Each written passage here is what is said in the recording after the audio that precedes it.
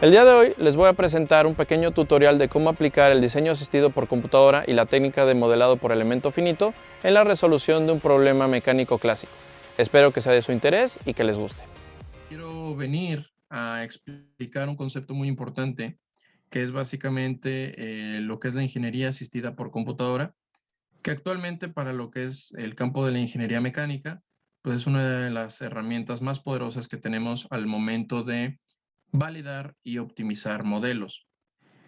En este caso, la técnica que se utiliza es lo que se conoce como elemento finito, que consiste en tomar un problema complejo y discretizarlo en un gran número de problemas más sencillos que nuestra computadora sea capaz de resolver, y a partir de esto, pues nosotros podamos interpretar los resultados para determinar si un diseño mecánico es adecuado, es inadecuado, si lo podemos llegar a producir en masa o si necesita todavía ciertas modificaciones.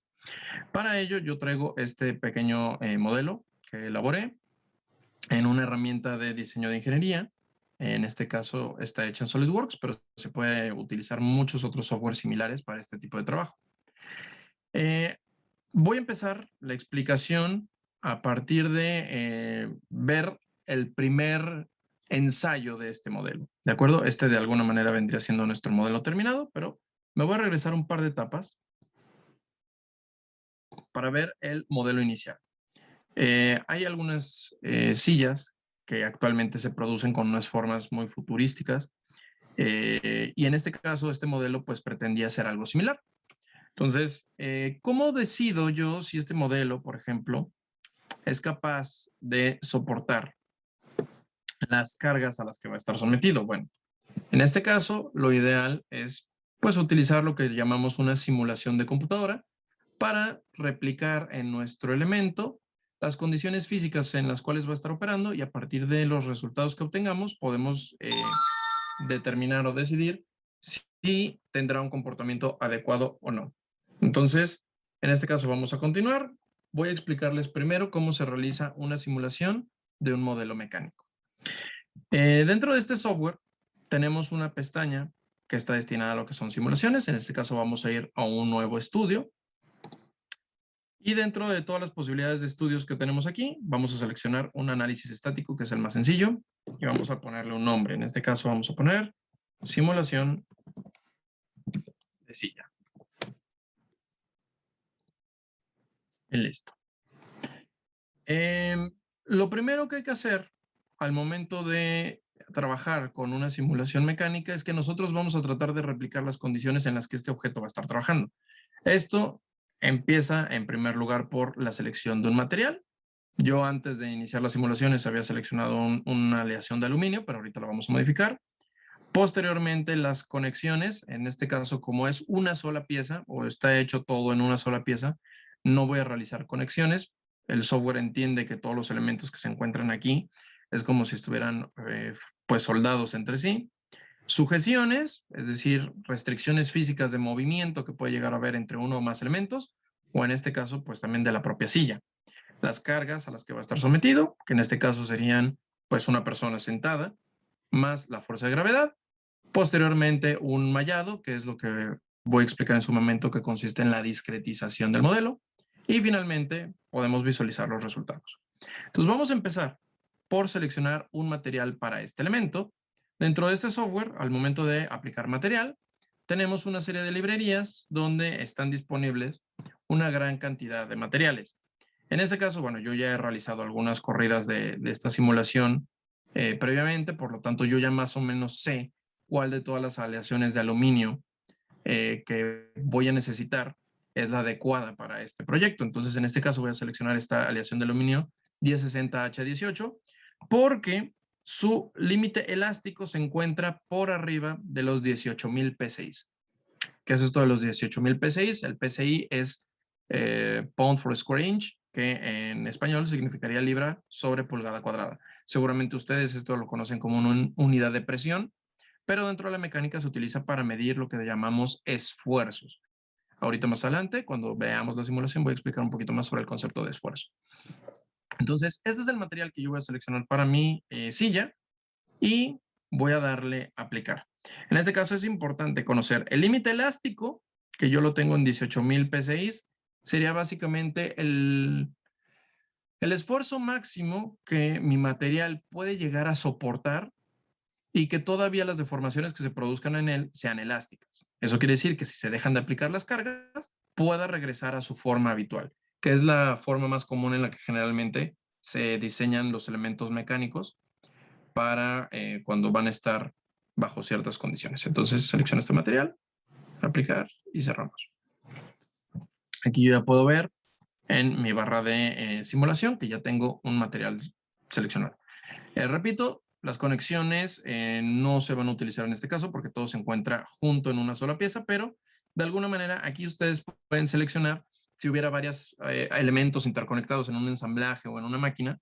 Si, por ejemplo, existen algunos pernos, si existen rodamientos, si existen algunos elementos que tienen más fricción sobre otros, si existen unos elementos que no puedan traspasar a otros, etcétera. Todo esto se establece en la parte de conexiones. Sujeciones, para este caso sí voy a trabajar lo que vendría siendo una geometría fija. ¿En qué consiste la geometría fija? Básicamente nosotros vamos a simular esto como si la planta de las patas de la silla estuviera anclada al suelo. Necesito tener alguna limitante física para que al momento de yo aplicarle las fuerzas, pues no vea que este material pues simplemente se me mueva. Entonces en este caso le tengo que decir al software básicamente dónde estaría el suelo, donde este elemento va a estar apoyado. En este caso selecciono esta pata de aquí, esta de acá, esta de aquí y esta de acá. ¿Sale? Esas 4 patas de alguna manera son mis geometrías fijas porque es lo que va a representar dónde se está apoyando la silla y de alguna manera una primera parte de mi elemento que no se va a poder mover. A partir de aquí vamos a empezar a establecer las cargas con las cuales vamos a trabajar. Entonces, en este caso, primero voy a establecer una carga de gravedad. Este elemento tiene cierto peso y el peso es importante al momento de determinar la resistencia que este puede llegar a tener. Entonces, aquí, pues, si se dan cuenta, la flecha me está indicando que la gravedad está orientada hacia abajo. Si de alguna manera yo quisiera orientarla en otra dirección, aquí puedo seleccionar un plano diferente al que se encuentra ahorita seleccionado, que por defecto el de planta es como el que representa el suelo, y podría invertir, se dan cuenta aquí, hacia dónde apunta la fuerza de gravedad. En este caso tiene que apuntar hacia abajo. Esto está correcto. Ahora, además de la fuerza de gravedad, yo quiero simular las condiciones de una persona que se está recargando en esta silla. Entonces, vámonos a un caso muy extremo para esta silla. Supongamos que yo tuviera una persona muy robusta que se estuviera sentando aquí, alrededor de unos 150 kilos. Entonces, yo en esta superficie que yo previamente separé de toda la placa que representaría el asiento, digamos que es donde se concentra la mayor parte de su peso, y aquí le puedo seleccionar nuevamente pues la carga que va a tener, ¿no? En este caso alrededor de 1500 newtons, que sea algo cercano, de hecho sería un poquito más, de 150 kilogramos. Pero una persona cuando se sienta en una silla no solamente pues se sienta en lo que vendría siendo el asiento, sino que muchas veces también se recarga, como yo lo estoy haciendo ahorita, ustedes no lo pueden ver, pero en mi silla también nos recargamos en el respaldo. Entonces, esta parte de aquí también va a estar sometida a la acción de una serie de fuerzas. Por lo tanto, aquí también es necesario agregar una carga externa, va a ser del mismo tipo, una fuerza, que en este caso va a apuntar hacia esta dirección, pero pues no puede ser igual de 150 kilogramos. Digamos que una componente a lo mejor conveniente y se me hace un poquito exagerada, podrían ser unos 500 newtons, de a lo mejor qué tanta fuerza puede estar ejerciendo una persona cuando se está recargando hacia atrás. Básicamente vamos a considerar algo así, ¿no? Como si fueran unos 50 kilogramos de fuerza aproximadamente los que se están recargando en esta dirección. Una vez que las condiciones físicas de nuestro modelo ya se encuentran definidas, pasamos a lo que es la definición de una malla. La malla, que es lo que tenemos aquí, es lo que les había mencionado en un principio, la discretización del modelo. Yo necesito separar esto, que es un solo objeto, en una serie de objetos más pequeños para que mi computadora pueda empezar a partir de alguna de las fronteras, que generalmente las fronteras son los puntos que tenemos condiciones más conocidas, en este caso los puntos donde no puede haber desplazamientos, que sería cerca de las patas.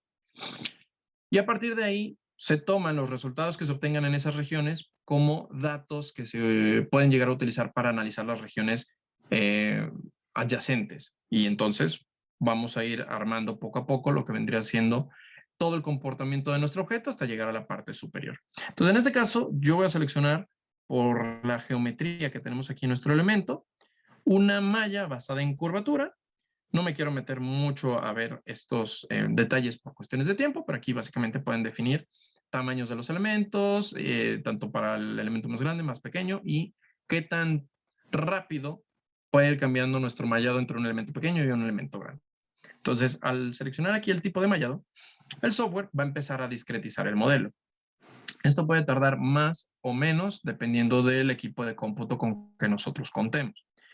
Y aquí, como pueden ver, nuestro software hace una discretización de forma que, donde considera que pues, los resultados deben de ser muy similares entre sí, como por ejemplo estas partes centrales, se dan cuenta los elementos que tiene son más grandes. Y las zonas donde por la curvatura considera que se requiere mayor precisión, tiene elementos mucho más pequeños. Cada uno de estos nodos o puntos donde se encuentran unidos los triángulos es básicamente un punto donde se va a estar resolviendo un problema numérico. ¿De acuerdo? Una vez que tenemos esto, procedemos a ejecutar nuestro estudio. Cada uno de los software de ingeniería puede llegar a tener diferentes tipos de algoritmos a partir de los cuales resuelven sus sistemas. Entonces, en este caso, justamente vamos a ver una advertencia que viene relacionada con esto. La advertencia nos dice que se encuentran grandes desplazamientos en este modelo, porque muchas de las simulaciones estáticas están diseñadas como para que no haya grandes deformaciones. En este caso es normal porque, digamos, esta zona que tenemos aquí, pues por las cargas que están existiendo, efectivamente se van a deformar mucho. Entonces, para el software esto es una advertencia que nosotros podemos o no podemos tomar. Dice, si el sistema está correctamente restringido, utiliza la opción de grandes desplazamientos para mejorar la precisión de los cálculos. De lo contrario, utilice la configuración actual y revise las causas de dichos desplazamientos. Haga clic en sí para solucionar con la indicación de grandes desplazamientos activada. Es decir, como consideramos que está bien restringido nuestro modelo y efectivamente puede haber grandes desplazamientos, aquí el software nos da una advertencia de creo que debo de cambiar a otro tipo de algoritmo para resolverlo. Entonces, en este caso está bien. Vamos a darle que es correcto. Y a partir de aquí empieza ya a establecer una serie de ecuaciones basadas en un algoritmo y posteriormente tendrá que resolver estas ecuaciones. Entonces, en lo que se resuelven, explico el concepto de esfuerzo que lo vamos a utilizar ahorita que tengamos ya los resultados. En la ingeniería mecánica, el esfuerzo es la forma en la que nosotros determinamos la intensidad de una fuerza en un elemento mecánico. Yo, por ejemplo, para determinar si un elemento se rompe o no, no necesito conocer la fuerza que se aplica en él, porque yo les podría decir que un elemento, por ejemplo, se le aplica una fuerza muy grande y sin embargo no se rompe. ¿Por qué? Porque a lo mejor mi elemento mecánico es muy grande o es muy resistente. Lo que necesitamos conocer en nuestro elemento es más bien el esfuerzo al que está sometido. Porque si un elemento mecánico tiene una fuerza muy elevada para una zona muy pequeña, digamos que ahí se concentra la fuerza. De ahí nace el concepto de esfuerzo. Entonces, las resistencias de los materiales se miden a partir del esfuerzo máximo que soportan antes de fracturarse o antes de pues llegar a sobrepasar lo que habíamos visto al principio, que es el límite elástico. ¿De acuerdo? Entonces, aquí, por ejemplo, nosotros ya tenemos un resultado. Todo software nos va a dar un resultado basado en una escala de colores. Aquí, pues nosotros vimos que esto se deformó ligeramente hacia atrás, es normal. Pero un diseñador que no sepa podría pensar que esto, pues, está bien, ¿no? Y que quizá aquí nuestro elemento está correctamente hecho y que, pues básicamente ya terminamos el trabajo. Hay que ver que no. Hay algunos aspectos que hay que considerar. Por ejemplo, me voy a venir aquí, voy a cambiar la definición de la escala de colores que se utilizan para definir este elemento, lo voy a pasar a P6. Ahorita voy a explicar por qué. Y en opciones de gráfico voy a pedirle que me anote que me muestre básicamente cuál es el esfuerzo máximo al que está sometido mi elemento. Le voy a dar a aceptar. Voy a cambiar también, para que sea un poquito más obvio, la forma en la que me representa las cantidades. Por ahorita está en notación científica. Vamos a cambiarlo a que esté en flotante. Es decir, con sus decimales. Perdón, ahí puse el valor mínimo.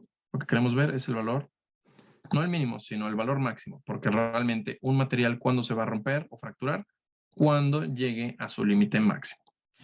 Y ahorita vemos que me marca aquí un esfuerzo máximo de 28.957. ¿Qué? P6. ¿Eso quiere decir que ya terminé, que está bien? No. ¿Cómo puedo saber yo que esto no es algo que yo necesite? Bueno, si yo me regreso acá y reviso nuevamente las propiedades mecánicas del material que seleccioné, ¿se acuerdan? Yo vi que el límite elástico de este elemento, de esta aleación de aluminio, es de 18.000 PSI. ¿Qué quiere decir esto? A partir de más de 18.000 PSI, mi elemento mecánico se va a empezar a deformar permanentemente, y eso es algo que nosotros no deseamos. De hecho, su límite de tracción, es decir, es ya la última resistencia que este puede llegar a tener antes de romperse, está todavía en 18.000. Entonces, 28.000, el software no me lo va a mostrar como una ruptura, pero para mí, como ingeniero mecánico que ya conozco estos elementos, lo debo de interpretar así. Entonces, ¿qué hago cuando me encuentro con una situación como esta? Pues lo que yo tengo que hacer es revisar mi modelo. Por eso ustedes se habían dado cuenta de que yo a este modelo le había incorporado primero unos refuerzos. Voy a quitar esta parte de aquí porque el refuerzo originalmente se hizo de esta forma. ¿De acuerdo? O sea, el descansabrazos. Y de hecho aquí, en teoría, para afinar un poquito más nuestra simulación, aquí deberíamos de poderle aplicar unas cargas también que representen, digamos, la fuerza de los brazos cuando están descansando aquí. Pero, digamos, para simplificar esto ya no lo vamos a hacer. Si yo modifico mi modelo, cuando yo regreso a mi simulación, voy a tener unas advertencias. Las advertencias quieren decir que la malla que yo tenía previamente ya no me sirve, porque el modelo ha sido modificado, por lo tanto tengo que volver a hacer el mallado y tendría que volver a ejecutar mi estudio si quiero ver qué es lo que ocurre a continuación. Entonces, pues nuevamente lo vamos a tener que hacer. Vamos a crear la malla, seguimos con los mismos parámetros por defecto. Y una vez que tengamos el nuevo mallado, vamos a correr nuevamente nuestra simulación. Aquí está.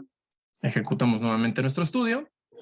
Y lo que yo esperaría es que ese esfuerzo que yo obtuve, que anteriormente había estado en 28.000 PSI, se vea disminuido a causa de los reforzamientos que yo puse en esas regiones donde yo vi que mi material, mi objeto, mi pieza, más se deformaba.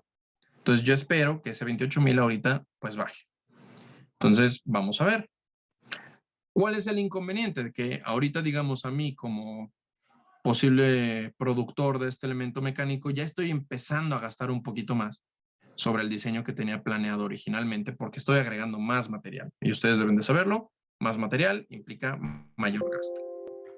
Pero podemos ver que ahora, si se dan cuenta, de hecho, antes nuestro esfuerzo más grande estaba justamente en esta región de aquí, en esta unión. Ahorita esta unión ya ha sido reforzada, por lo tanto, nuestro esfuerzo ha sido trasladado a otras regiones que se encuentren todavía más débiles, que en este caso, pues es la región de acá. Es lógico porque, digamos, esta zona que tenemos aquí es la que más fácilmente nosotros podríamos llegarle a aplicar alguna fuerza que pues le genere una deformación permanente. Ya bajamos nuestro esfuerzo hasta 12.000 PSI. ¿Se acuerdan? Nuestro material aguanta 18.000, por lo tanto aquí tenemos prácticamente un 50% todavía de margen de error como factor de seguridad extra que le estamos proporcionando a este elemento. Sin embargo, como ingeniero, todavía podemos mejorar esto un poco más. ¿Cómo lo podríamos mejorar? Pues yo me doy cuenta que esta región completa se encuentra en un color bastante azul. ¿Qué significa esto de que sea bastante azul? De que realmente no se encuentra muy demandado el material en estas regiones. Obviamente también lo encontramos aquí y en la parte de acá. Pero yo, por ejemplo, no puedo quitar material del asiento porque pues, la persona necesitará. O sea, yo aquí no le puedo hacer una serie de orificios.